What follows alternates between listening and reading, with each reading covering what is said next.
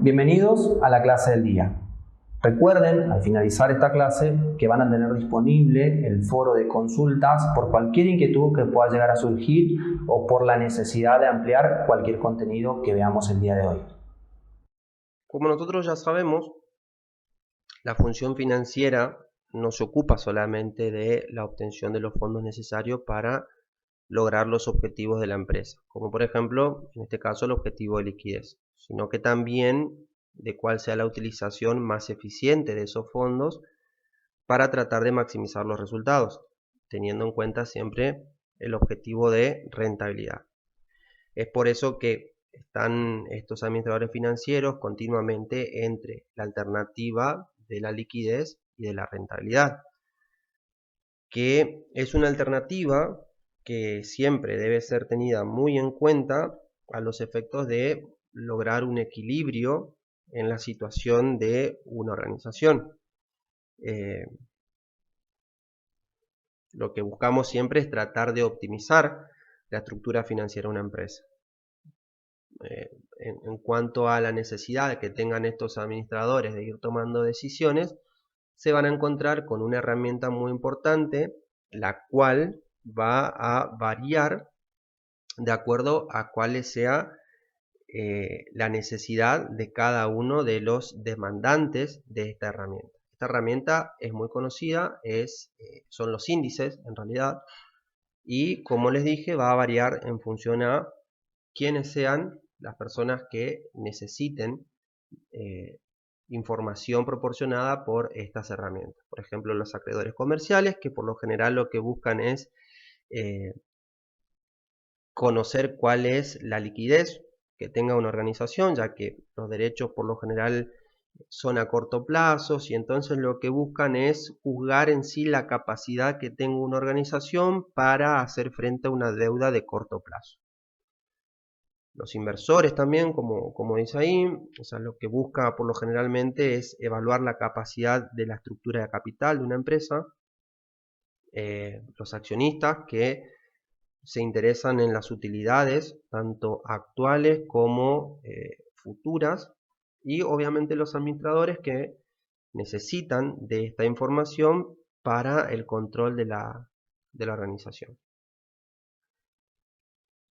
Normalmente, estos índices financieros se utilizan para dos tipos de comparaciones, con la misma empresa o con otras empresas. En cuanto a la comparación de la misma empresa, se utiliza para relacionarla con algún índice del pasado y, en función a esto, poder tomar decisiones relacionadas con el futuro. Y con otras empresas,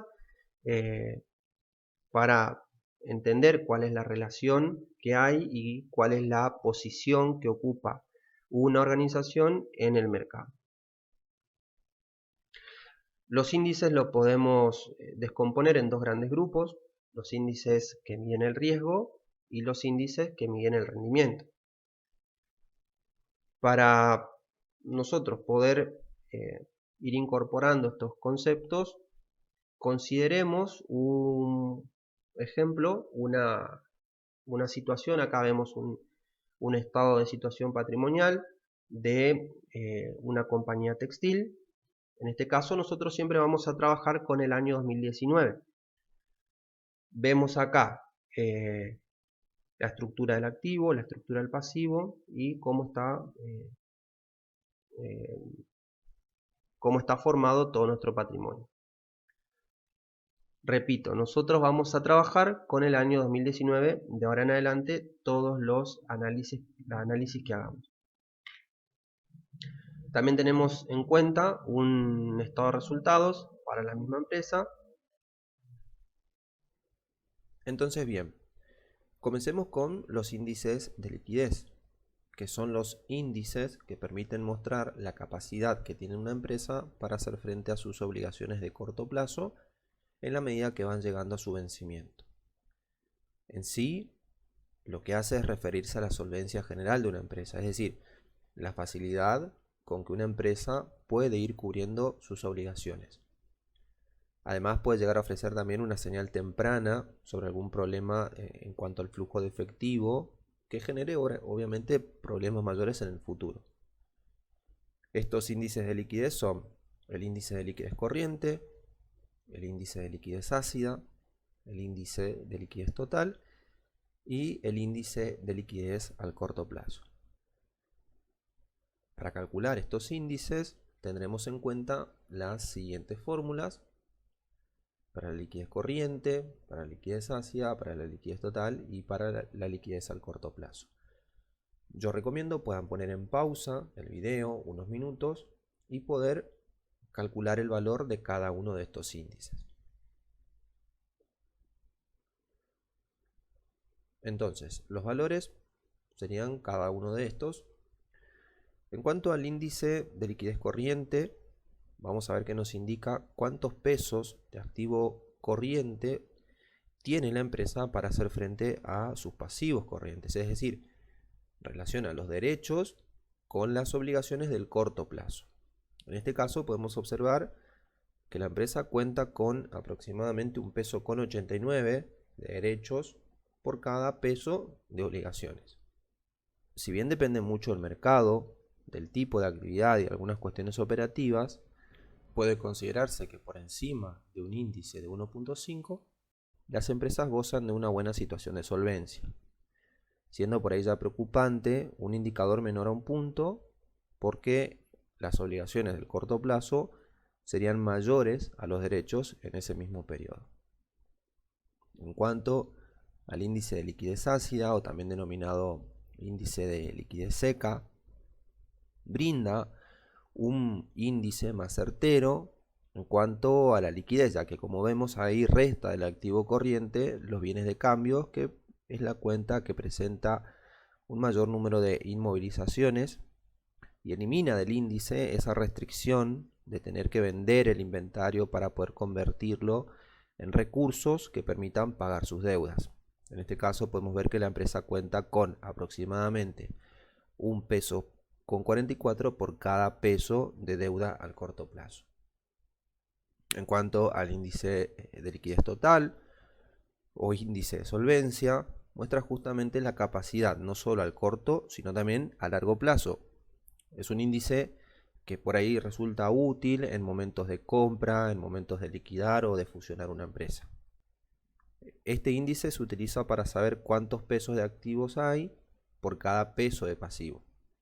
Y en este caso vemos que por cada peso de pasivo la empresa cuenta con 2,16 pesos de activos.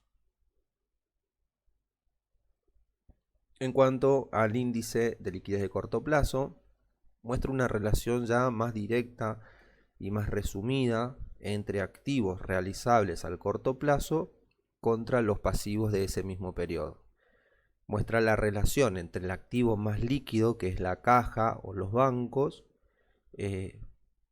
o aquellos valores que pueden ser descontados por lo que rápidamente los convertimos en dinero, ¿no? a las obligaciones a corto plazo.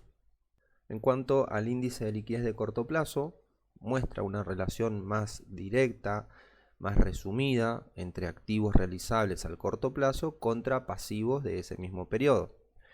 Y muestra una relación entre activos que son los más líquidos, la caja, los bancos o aquellos valores que pueden ser descontados y por lo que rápidamente los podemos convertir en dinero, y las obligaciones del corto plazo.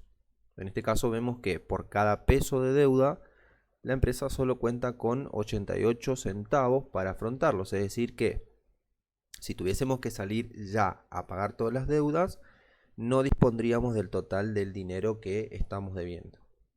Y bueno, en cuanto a los índices de liquidez, si bien puede considerarse que un valor mayor a 1,5 es aceptable, como dije anteriormente, se debe analizar cada organización en particular, el mercado, su nivel de actividad, su nivel de operatividad. Lo que sí es lógico pensar, suponer, es que un valor inferior a 1 indica que la organización sería incapaz de cumplir con todas sus obligaciones financieras si tuvieran que vencer al mismo tiempo. Aunque también hay que considerar que si una empresa está financiando el crecimiento mediante la acumulación de deuda, puede llegar a operar con una escasa liquidez o hasta inclusive ser negativa durante periodos de corto tiempo. Pero por otro lado, un índice de liquidez alto puede significar que la empresa está reteniendo una gran cantidad de dinero en efectivo o en valores o en cuentas por cobrar en lugar de reinvertirlo, es decir, en lugar de mantener ese dinero ocioso.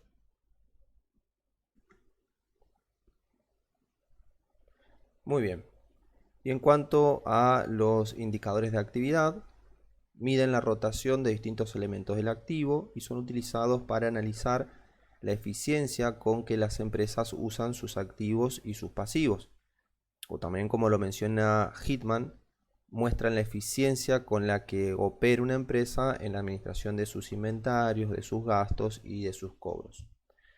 Entre estos indicadores, los más utilizados son el índice promedio de cobro, el índice de rotación de inventario, que en combinación nos van a mostrar cuánto dura un ciclo operativo, el índice del periodo promedio de pago y el índice de rotación del activo.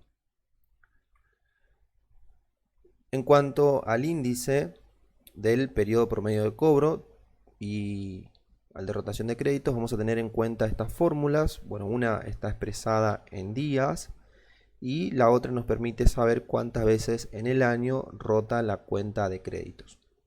Yo recomiendo poner en pausa para poder hallar los valores de cada uno de estos índices. Muy bien, como podemos ver, el índice promedio de cobro nos informa cuántos días tarda una empresa en efectivizar sus derechos de cobro, es decir, cuántos días la empresa necesita para convertir sus ventas en efectivo. En este caso también vemos que la empresa tarda aproximadamente 60 días en efectivizar sus cobranzas, o lo que es lo mismo por la rotación de créditos, aproximadamente 6 veces al año.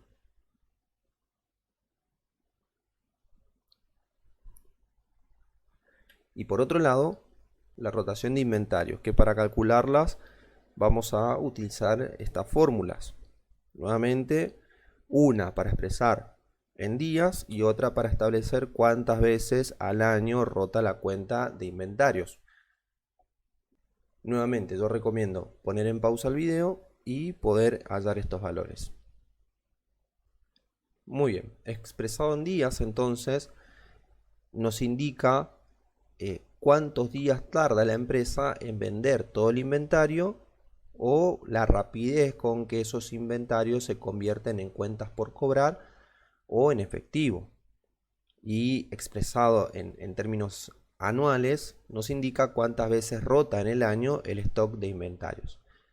En este caso podemos ver que la empresa tarda aproximadamente 50 días en vender su inventario, o lo que es lo mismo que la cuenta mercaderías o inventarios rota aproximadamente 7 veces en el año. Y bueno, como mencioné anteriormente, esto también nos indica la duración del ciclo operativo de la empresa, que en este caso serían 110 días. Es decir, que desde el momento en que se adquiere el inventario hasta el momento en que cobramos el total del efectivo por sus ventas, van a pasar aproximadamente esos 110 días. En este caso podemos definir el ciclo operativo como el periodo que se necesita para comprar la mercadería, para venderla y obviamente para cobrarla. O si estamos haciendo referencia a una empresa de la rama industrial, los días que pasan en promedio desde que se compra la materia prima hasta que se cobra por la venta, obviamente después de la producción. En cuanto al índice promedio de pago, para calcularlo tendremos en cuenta las siguientes fórmulas, que nuevamente podemos expresarlas en días, para lo cual vamos a necesitar saber cuáles son las compras o la cantidad de veces que rota en un año el stock total de cuentas a pagar. Nuevamente recomiendo poder poner en pausa y llegar a estos valores. Este índice nos indica cuántos días tardamos en efectivizar nuestras obligaciones con los proveedores.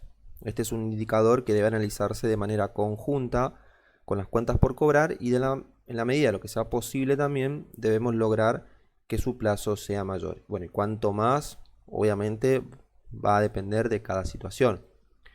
En este caso vemos que la empresa en promedio paga a sus proveedores cada 66 días, o lo que es lo mismo que la cuenta proveedores rota 5 veces y media aproximadamente al año, pero cobra a sus clientes cada 59, por lo que pareciera ser tiene unos días de respiro en cuanto a materia financiera. Claro que este análisis es mucho más complejo, se deben analizar el contexto, el mercado, las obligaciones que no son comerciales y que deben ser abonadas en el corto plazo, como por ejemplo las laborales, pero sí hablando en materia comercial, que el índice del promedio de cobro sea menor al índice promedio de pago a proveedores, permite garantizar que las deudas comerciales serán canceladas sin problemas y sin generar costos adicionales por intereses negativos o por alguna refinanciación. En cuanto al índice de rotación del activo, que puede ser del activo total, del activo fijo o del capital de trabajo, lo calcularemos de la siguiente manera. Nuevamente recomiendo poder poner en pausa el video y hallar cada uno de estos valores. Muy bien, y en cuanto a este índice, nos muestra cuántas veces se vende en un periodo de tiempo el activo, ya sea el total, el activo fijo o el capital de trabajo. En sí, mide la eficiencia con que una empresa utiliza sus activos para obtener ventas, es decir, cuántos pesos de venta genera por cada peso de activo. En este caso vemos que la empresa no logra cubrir la totalidad de su activo, pero cuando solo consideramos el activo fijo, podemos ver que la empresa genera ventas anuales que estén un 30% por encima. Y si consideramos solamente los recursos netos a corto plazo, es decir, la diferencia entre el activo corriente y el pasivo corriente, vemos que esta empresa sí es altamente eficiente en su política de manejo de recursos de corto plazo, ya que por cada peso de capital de trabajo está generando 5.35 de ventas. Por otro lado, continuando con los índices de riesgo, veamos ahora los índices de endeudamiento, que estos índices, como indica la filmina, muestran la relación del capital ajeno con el capital propio de una empresa, es decir, indica la cantidad de fondos de tercero que utiliza una empresa para generar utilidades. Por esto, cuanto mayor sea la cantidad de deuda que asume toda organización en relación con sus activos, mayor será el grado de apalancamiento financiero. Dentro de los indicadores de endeudamiento, los más utilizados son el endeudamiento sobre el patrimonio neto y el endeudamiento del activo total. Y para el cálculo de estos índices vamos a tener en cuenta las siguientes fórmulas, que nuevamente yo recomiendo puedan poner en pausa el video y hallar cada uno de estos valores. Muy bien, en cuanto al indicador del endeudamiento patrimonial, podemos observar por cada unidad monetaria de capital propio cuánto corresponde a terceros. Por esto, en el caso de este indicador, cuando el valor sea menor a 1, veremos que la empresa debe menos de 1 peso por cada peso de capital. Y en viceversa, cuando el valor sea mayor a 1, la empresa mantiene más de 1 peso de deuda por cada peso de capital propio. En este caso podemos ver que la empresa mantiene por cada peso propio aproximadamente 86 centavos de deuda. Y bueno, en este caso, nuevamente debemos tener en consideración varios factores para poder emitir un diagnóstico financiero, ya que todo va a depender, como dije al comienzo, del contexto, del mercado, de las características operativas propias de cada empresa, ya que no es posible considerar de manera genérica un valor como óptimo. Lo que sí podemos observar de manera evidente es que siempre que el valor sea mucho mayor a 1, habrá mucho riesgo de un fracaso o de un desequilibrio financiero, por lo que el valor de la deuda supera al de la empresa. En cambio, si es un valor muy bajo, más tendiendo a 0, podríamos estar en presencia de problemas de competitividad ya más relacionado a lo operativo, es decir, que pudiéramos estar frente a existencia de recursos ociosos o elevados costos de oportunidades perdidas. En cuanto al índice de endeudamiento del activo, muestra en qué proporción los activos se están financiando con fondos de terceros. Para nuestro caso, vemos que la empresa financia aproximadamente un 46% de sus activos mediante deuda contraída con terceros al corto o a largo plazo. Y bueno, en este punto el desafío para todo administrador financiero será encontrar una estructura óptima de endeudamiento que no atente contra la salud financiera de una organización. Por lo general podemos ver que empresas nuevas requieren alto nivel de endeudamiento para financiar su expansión o para financiar su actividad, mientras que aquellas empresas que ya están un poco más consolidadas en el mercado no requieren tanta innovación y van a tener obviamente endeudamientos un poco más bajos. Pero bueno, repito, todo va a depender de cada circunstancia, de cada situación en particular, pero lo ideal serían niveles de endeudamiento ni muy alto, que no impidan el crecimiento, pero tampoco tan bajos que impidan apalancarse. Pasemos ahora a los indicadores de rentabilidad, que como indica la diapositiva, muestran la eficiencia operativa de una empresa con respecto a un determinado nivel de ventas, de activo y del patrimonio neto. Básicamente lo que permiten analizar es qué tan rentable está resultando una empresa. Dentro de estos indicadores de rentabilidad, los más utilizados son el margen de utilidad bruta, el margen de utilidad neta, el retorno sobre el activo o el ROA y el ROE o retorno sobre el patrimonio neto. Y las fórmulas que vamos a tener en cuenta para el cálculo de cada uno de estos índices son las siguientes. Nuevamente yo invito a puedan poner en pausa el video para hallar cada uno de los valores para estos indicadores. Muy bien, en cuanto a los márgenes de utilidad, el de utilidad bruta es un índice que nos muestra el porcentaje de cada peso de ventas que queda disponible después de haber considerado solo los costos asociados a la venta.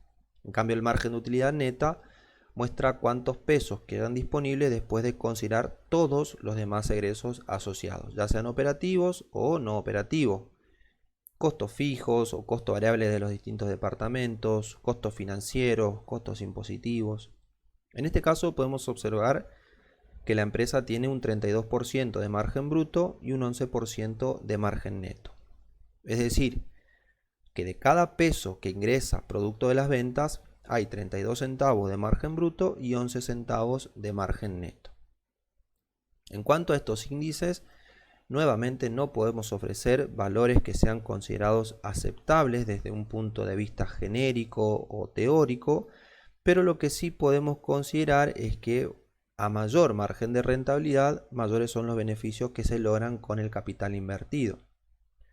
Acá algo que hay que tener en cuenta es que respecto al margen neto, al considerarse todos los egresos que se producen en una organización, puede haber algún periodo en el que nos arroje un valor que no refleje la realidad operativa de una empresa, debido a que pueden haberse ocasionado algunos egresos de dinero de forma ocasional y que en consecuencia están afectando el valor de ese indicador. En cuanto al retorno sobre el activo, es un índice que mide la eficiencia de la empresa para generar utilidades con sus activos, es decir, mide el porcentaje de utilidades antes de intereses y de impuestos que fueron logrados en relación al activo de la empresa. En este caso podemos ver que la empresa logra un retorno del activo del 11,6%. Y en cuanto a este indicador, debemos tener presente que niveles elevados de un retorno sobre el activo indican una gran capacidad de los administradores para sacar provecho de esos activos. En cambio, si es bajo, indica que los administradores no están haciendo un uso eficiente de sus derechos. Y en cuanto al retorno sobre el patrimonio, mide la eficiencia de una empresa para generar utilidades con su capital. Es decir, que mide el porcentaje que representa la utilidad neta con relación al capital propio de la empresa. Por lo general es uno de los indicadores más demandados o más analizados, tanto por dueños como accionistas, socios, propietarios, ya que muestran cómo la empresa les está generando valor en relación al patrimonio. En este caso vemos que la empresa genera utilidades netas del 16,7% respecto al patrimonio. En cuanto a su valor, está de más decir que no se puede generalizar tampoco debido a la gran variedad de rentabilidades que son generadas por los emprendimientos. Pero sí podemos asegurar que siempre se debe buscar que este retorno sobre el patrimonio sea superior a la rentabilidad mínima que es exigible por los propietarios del capital. Este punto de rentabilidad o de costo de capital nosotros lo vamos a ver más adelante. Y en cuanto mayor sea la diferencia positiva entre ese ROE y la rentabilidad mínima que exige el propietario del capital, mayor será la creación del valor para esos propietarios. Y por último, otro índice que podemos analizar es el índice DuPont, que toma en cuenta los principales indicadores financieros con el fin de determinar la eficiencia con que la empresa está obteniendo utilidades, utilizando sus activos y multiplicando su capital. Yo recomiendo puedan poner en pausa nuevamente el video y poder hallar el valor del índice DuPont. Entonces, en sí, como indica la diapositiva, podemos ver que este índice DuPont modificado permite descomponer el retorno sobre el patrimonio neto, tomando en cuenta la eficiencia económica, la eficiencia operativa y el apalancamiento financiero, ya que son tres indicadores muy importantes y su justificación se basa en que permiten no solo conocer el índice de rendimiento sobre el patrimonio neto, sino también permiten identificar la forma en que la empresa está obteniendo esa rentabilidad. Esto le permite identificar sus fortalezas y sus debilidades en lugar de solo relacionar la utilidad neta con el patrimonio.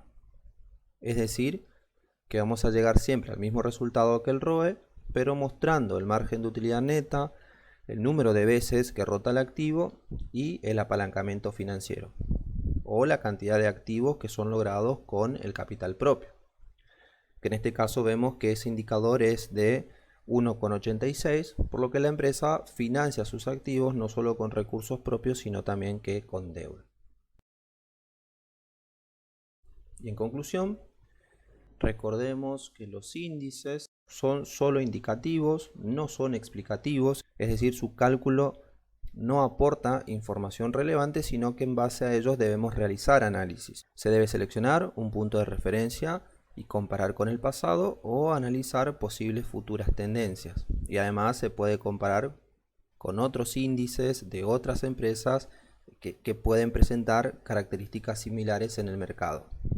También algunos de los problemas para su cálculo es que muchas veces se necesitan estados contables y se debe tener en cuenta la estandarización de los métodos con los que se obtuvieron algunos datos. Además, la utilización de los índices va a variar de acuerdo a los intereses específicos de cada analista financiero y es por eso que podemos llegar a encontrar una gama muy amplia y muy variada de indicadores. Y además sirven para conocer la eficiencia de la gestión, los puntos débiles o los puntos fuertes y tomar decisiones de mejora o de mantenimiento.